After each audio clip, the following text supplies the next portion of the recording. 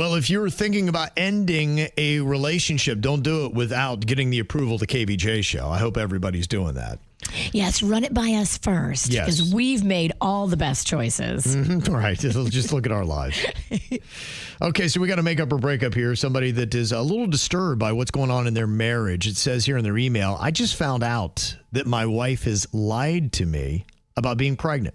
Not once, but twice. Both times she told me she miscarried and I grieved with her. Now I've discovered that she was never pregnant either time, and I feel sick, betrayed, and honestly, I'm scared about what this means for our marriage. Why would somebody make something like this up?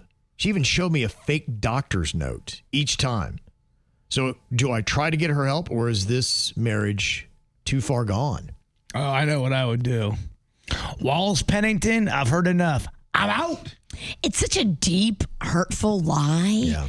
And if they are capable of doing that and putting on all that performance, that tells me there's a little bit of psychosis there. And I don't know if I need that. I would never be able to trust that person again. There's no way I could have a relationship with someone like that. Yeah. And if you need help, God bless you. Go get your help. You're just not going to be getting help with me. Yeah. I think that's a deal breaker. I think that probably is too far gone. There'd be absolutely no trust. And they can never tell you anything that would be serious. And look, if you can't believe your spouse when a serious subject is brought up, then you don't really have a relationship. Well, even if you told me, hey, babe, I'm going to go out to Burger King real quick, the whole time I'm thinking, no, you're not. You're going to McDonald's, you liar. Well, Yosix has a different thought. I don't know if it changes your mind. She said, or maybe she's just pregnant with some other dude's baby and lost it. Either way, this thing's done. You're right. I wouldn't even spend any more time thinking about it. Let's just go break up and let's not speculate on what could have been going on. Any of the choices aren't good, so I'm out. So you got a situation where you're dating somebody and they have a case of anxiety that's expanding. It says my boyfriend struggles with anxiety and panic attacks, and at first I really thought I could handle it. But I got to tell you, lately, it's really kind of becoming overwhelming. He cancels plans. He avoids family gatherings, constantly texts me for reassurance. And I love him, but I feel like his disorder is ruining our relationship. I just want to know because I can't help convicting myself of being selfish. But I do feel burned out in this whole relationship. Is it even fair to question if I can do this long term? Last weekend, he made me leave a wedding reception because he said the music was giving him a panic attack. He's the nicest and actually he's very attractive as well. But I got to tell you, just everything else that comes along with this relationship, it is draining me.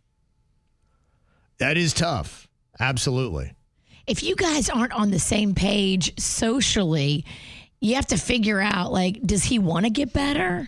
Yeah. That's the other thing, too. If someone's suffering with that kind of panic disorder, are they doing everything in their power to try to get better? Or are they just complaining about it and just saying, I have this and I have that? Are they doing the work to try to get better?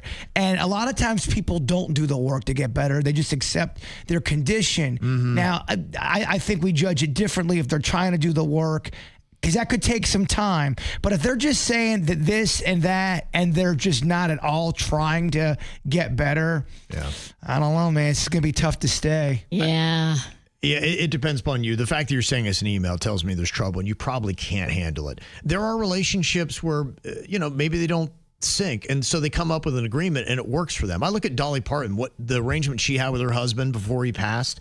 He didn't like the limelight. He didn't like all of her fancy little Nashville kind of stuff. He liked being quiet, and that seemed to work for them. She would go out and be Dolly Parton, the entertainer, and then she'd come home and be his wife, and that worked for them. It worked for a very long time. But Dolly didn't send radio stations emails, want to know about her husband's condition, not want to go out, and how they don't seem to click on that level. He's bringing her down she's going down with him, and she's at her. It sounds like she's trying to be supportive and trying to help, but he needs to figure out what's going on, because he's ruining two relationships. He's ruining his own relationship with himself, and he's ruining the relationship with his girlfriend. And he's pulling her out of social situations that she doesn't want to be pulled out of. Yep. That's going to build resentment. It will. and you're going to get sick of it. And one day you're just going to be like, I'm over you. Well, it's like someone who complains about something over and over and over again, and it's the same complaint, and it's the same, but they're doing nothing at all to change the situation. I could see having a serious conversation, letting him know that you need to see him get help and you need to see improvement that happens over the course of 6 months or whatever. And then in 3 to 6 months, you can reevaluate. And if you see the effort on him and you do see improvement, then you're heading in the right direction and maybe you can salvage the relationship. If you see no effort and he pushes back and then tries to gaslight you that you don't understand him and you're not sympathetic to his problems, then that's when you probably see he's not going to improve and you're in a bad situation. You should get out.